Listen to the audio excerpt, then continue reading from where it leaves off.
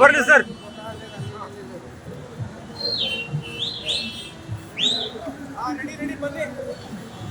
ವಾಟಾಳ್ ನಾಗರಾಜ್ ಅವರ ನೇತೃತ್ವದಲ್ಲಿ ಕೆಂಪೇಗೌಡ ಬಸ್ ನಿಲ್ದಾಣದ ಹತ್ತಿರ ಎಲ್ಪಿಜಿ ಆಟೋ ಗ್ಯಾಸ್ಗಾಗಿ ಒತ್ತಾಯಿಸಿ ವಿನೂತನ ಚಳವಳಿ ನಡೆಸಿದ್ದಾರೆ. ಎಲ್ಪಿಜಿ ಆಟೋ ಗ್ಯಾಸ್ ಸಿಗ್ತಾ ಇಲ್ಲ, ಗೃಹ ಬಳಕೆ ಸಿಲಿಂಡರ್ ಕೂಡ ಸಿಗ್ತಾ ಇಲ್ಲ, ವಾಣಿಜ್ಯ ಬಳಕೆ ಸಿಲಿಂಡರ್ ಕೂಡ ಸಿಗ್ತಾ ಇಲ್ಲ. ಅಡುಗೆ ಎಣ್ಣೆ, ಪೆಟ್ರೋಲ್, ಡೀಸೆಲ್ ಬೆಲೆ ಏರಿಸಿದ್ದಾರೆ. ಸರ್ಕಾರ ಹಾಗೂ ವಿರೋಧ ಪಕ್ಷ ದಾವಣಗೆರೆ, ಬಾಗಲಕೋಟೆಯಲ್ಲಿ ಸೇರ್ಕೊಂಡಿದ್ದಾರೆ. ಆಟೋ ಬೇಡಿಕೆ ಈಡೇರಿಸಲೇಬೇಕು. ಆಟೋ ಚಾಲಕರು, ಬಡವರು ಬಾಡಿಗೆ ಇಲ್ಲದೆ ಬೀದಿ ಬೀದಿಯಲ್ಲಿ ಆಟೋ ರಿಕ್ಷಾ ನಿಲ್ಲಿಸಿದ್ದಾರೆ. ಕರಳು ಹಿಂಡುವ ಪರಿಸ್ಥಿತಿ ಇದೆ ಅಂತ ಹೇಳಿದರು.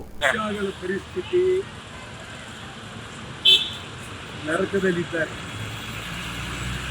ಕಣ್ಣೀರಿನಲ್ಲಿ ಕೈ ತೊಳಿತಾ ಇದ್ದಾರೆ.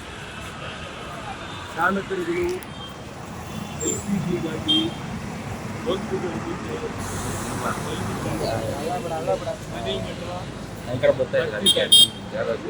ಮಕ್ಕಳು ಶಾಲೆಗೆ ಹೋಗಕ್ಕಾಗ್ತಾ ಇಲ್ಲ, ಮನೆಗೆ ಹಾಲು ತರಕ್ಕಾಗ್ತಾ ಇಲ್ಲ, ಮೊಸರು ತರಕ್ಕಾಗ್ತಾ ಇಲ್ಲ, ಟಿಕ್ಕಿ ತರಕ್ಕಾಗ್ತಾ ಇಲ್ಲ, ಅನ್ನ ತರಕ್ಕೆ ಮಾಡೋಕ್ಕಾಗ್ತಾ ಇಲ್ಲ.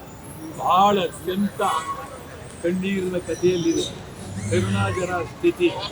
ನಾನಂತೂ ರಿಕ್ಷಾ ಚಾಲಕರ ಪರವಾಗಿ ಇಡೀ ರಾಜ್ಯಾದ್ಯಂತ ಕನ್ನಡ ಚಳವಳಿ ವಾಟಾಳ್ ಪಕ್ಷ ತೀವ್ರವಾಗಿ ಹೋರಾಟಕ್ಕೆ ಇಳಿದಿದೆ. ಕರ್ನಾಟಕ ಸರ್ಕಾರ ಬರೀ ಕೇಂದ್ರ ಸರ್ಕಾರವನ್ನು ತೋರಿಸಿ ಬಾಗಲಕೋಟೆ, ದಾವಣಗೆರೆಯಲ್ಲಿ ಓಡಾಡ್ತಕ್ಕಂಥಲ್ಲ. ಮುಖ್ಯಮಂತ್ರಿಗಳಿಗೆ ಜವಾಬ್ದಾರಿ ಇದೆ. ಈ ರಾಜ್ಯದ ಮುಖ್ಯಮಂತ್ರಿಗಳು, ಅವ್ರ ಬಗ್ಗೆ ನನಗೆ ಭಾಳ ಗೌರವ ಇದೆ, ಪ್ರೀತಿ ಇದೆ, ಅಭಿಮಾನ ಇದೆ. ರಿಕ್ಷಾ ಡ್ರೈವರ್ಗಳ ಪರಿಸ್ಥಿತಿ, ಜನಸಾಮಾನ್ಯರ ಪರಿಸ್ಥಿತಿ, ಸಿಲಿಂಡರ್ ಇಲ್ಲ, ಗ್ಯಾಸ್ ಇಲ್ಲ. ನೀವು ಸುಮ್ಮನೆ ಕೇಂದ್ರ ಸರ್ಕಾರ ಮಾಡಬೇಕು ಅಂತ ಬಿಟ್ಬಿಟ್ರೆ ಕರ್ನಾಟಕ ರಾಜ್ಯದಲ್ಲಿ ನೀವು ಮುಖ್ಯಮಂತ್ರಿ ಆದರು ಮತ್ತು ವಿರೋಧ ಪಕ್ಷ ನನಗೇನೂ ಗೊತ್ತಿಲ್ಲ ಅಂತ ಹೇಳಿ ಕೂತಿರ್ತಕ್ಕಂಥದ್ದು ಒಳ್ಳೆಯದಾಗಿ. ವಿರೋಧ ಪಕ್ಷ ಅಂದರೆ ಈಗ ಬಿ ಜೆ ಪಿಯವರು ಅಂದರೆ ನರೇಂದ್ರ ಮೋದಿ. ಈಗ ಇಲ್ಲಿ ಕರ್ನಾಟಕದಲ್ಲಿ BJP ಅಂತಂದರೆ ಯಡಿಯೂರಪ್ಪನ ಮಗ. ಇದು ಪರಿಸ್ಥಿತಿ. ಆ ದೃಷ್ಟಿಯಿಂದ ಈ ರಾಜ್ಯದಲ್ಲಿ ಅನ್ಯಾಯ ನಡೀತಾ ಇದೆ, ಮೋಸ ನಡೀತಾ ಇದೆ, ನೋವಾಗಿದೆ. ಕೇಳೋರೇ ಇಲ್ಲ. ಎಲ್ಲ ಬಾಗಲಕೋಟೆ ಕೂತ್ಕೊಂಡು ಒಬ್ಬರೊಬ್ಬರು ಬೈಕೊಂಡು ಕೂತಿದ್ರು. ಎಲ್ಲಿ ಎಲ್ಲ ಎಲ್ಲೋದ್ರಿ ನಿಮ್ಮವರೆಲ್ಲ?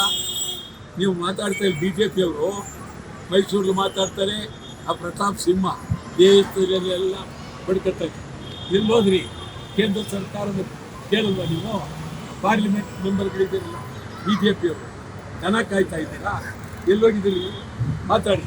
ಯಡಿಯೂರಪ್ಪ ಏನಪ್ಪ ನಿಂತು ಸುಮ್ಮನೆ ಕೂತಿದ್ದೀರ? ಯಾವ ನ್ಯಾಯ? ನಮ್ಮ ಮೀಡಿಯಾದವರು ಏನೋ ಎಂಥದೋ ಹುಲಿ ಅಂತ ಕರೀತಾರೆ, ರಾಜ ಹುಲಿ ಅಂತ ಕರೀತಾರೆ. ಈಗ ಹುಲಿನ ಇಲಿನ ನೀನು ನಿಜವಾಗ್ಲೂ ನೀನು ಮಾಜಿ ಮುಖ್ಯಮಂತ್ರಿ ಆಗಿದ್ದವನು, ನಿಮ್ಮ ಪಾರ್ಟಿಯ ಸರ್ಕಾರ ನಿಮ್ಮ ಮಗನನ್ನು ಭಾರಿ ಮುಂದುವರಿಸ್ತಾ ಇದ್ದೀರಿ. ನಿಮಗೆ ನಿಜವಾಗ್ಲೂ ಈ ರಾಜ್ಯದ ಪ್ರಾಮಾಣಿಕತೆ ಇದ್ದರೆ ಮೊದಲನೇದು ಕೇಂದ್ರ ಸರ್ಕಾರದ ಮೇಲೆ, ಪ್ರಧಾನಮಂತ್ರಿಯವರ ಮೇಲೆ ದಾಳಿ ಮಾಡಬೇಕು, ರಾಜೀನಾಮೆ ಕೊಡಬೇಕು. ನಿಮ್ಮ BJP ಪಾರ್ಲಿಮೆಂಟ್ ಸದಸ್ಯರುಗಳು ಗೌರವ ಇದ್ದರೆ ಕೂಡಲೇ ರಾಜೀನಾಮೆ ಕೊಡಬೇಕು. ಏನು ನಡೀತಾ ಇದೆ ರಾಜ್ಯದಲ್ಲಿ? ಕಷ್ಟ ಇದೆ. ಅನ್ನ ಬೇಯಿಸೋಕ್ಕಾಗ್ತಾ ಇಲ್ಲ, ದೋಸೆ ಮಾಡೋಕ್ಕಾಗ್ತಾ ಇಲ್ಲ, ಕಾಫಿ ಮಾಡೋಕ್ಕಾಗ್ತಾ ಇಲ್ಲ. ಎಲ್ಲಿದೆ? ಏನು ಹುಡುಗಾಟ ಆಗ್ತಾ ಇದ್ದೀರಿ? ಮದುವೆ ಮಾಡೋಕ್ಕಾಗ್ತಾ ಇಲ್ಲ, ನಾಮಕರಣ ಮಾಡೋಕ್ಕಾಗ್ತಾ ಇಲ್ಲ. ಈ ಪರಿಸ್ಥಿತಿ ನಿರ್ಮಾಣ ಆಗಿದೆ. ನೀವು ಚುನಾವಣೆಯಲ್ಲಿ ಗೆದ್ದು ಅಧಿಕಾರ ನಡೆಸಬೇಕು ಅಂತಕ್ಕಂಥ ಹುನ್ನಾರದಲ್ಲಿ ಬಾಗಲಕೋಟೆಯಲ್ಲಿ ಕೂತಿದ್ದೀರಿ. ಮತ್ತು ನೀವು ಕಾಂಗ್ರೆಸ್ನವರು ನಮ್ಗೇನು ಸಂಬಂಧ ಇಲ್ಲ, ಎಲ್ಲ ಅವ್ರದ್ದು, BJP ಅವ್ರದ್ದು ಅಂತಲ್ಲ. DK ಶಿವಕುಮಾರ್ ಅವರೇ, ನೀವು ಈ ರಾಜ್ಯದಲ್ಲಿ ಏನೇನು ಓಡಾಡ್ತಾ ಇಲ್ಲ, ಈಗೆಲ್ಲೋಗಿದ್ದೀರಿ? ಬೆಂಗಳೂರು ಜನ ಹೆಂಗೆ ಆಗ್ತಾರೆ, ರಾಜ್ಯ ಜನ ಹೆಂಗೆ ಆಗ್ತಾರೆ? ಶಿವಕುಮಾರ್, ನೀವು ನನಗೆ ಭಾಳ ಬೇಕಾಗಿದೆ. ಆಗ ನೀವು ಕೇಳ್ತಾ ಇದ್ದೀನಿ ಗಂಭೀರವಾಗಿ. ರಿಕ್ಷಾ ಪರಿಸ್ಥಿತಿ, ಸಿಲಿಂಡರ್ ಪರಿಸ್ಥಿತಿ, ಗ್ಯಾಸ್ ಪರಿಸ್ಥಿತಿ ಸರಿಪಡಿಸಲೇಬೇಕು. ಸಿದ್ದರಾಮಯ್ಯನವರೇ, ನಿಮಗೂ ಒತ್ತಾಯ ಮಾಡ್ತೀನಿ. ಈ ಸಂದರ್ಭದಲ್ಲಿ ಎಲ್ಲ ಬಿಟ್ಟು ರಾಜ್ಯದ ಪರವಾಗಿ ನಿಲ್ಬೇಕು. ನಾವು ಗುರುವಾರ ದಿವಸ ಬೆಳಗ್ಗೆ ರಿಕ್ಷಾಗಳ ಪರವಾಗಿ, ಸಿಲಿಂಡರ್ ಪರವಾಗಿ ಮತ್ತು ಡೀಸೆಲ್ ಪರವಾಗಿ ಬೆಲೆ ಏರಿಕೆ ಆಗಬಾರ್ದು ಅಂತ ಗುರುವಾರ ಕರಾಳ ದಿನಾಚರಣೆ.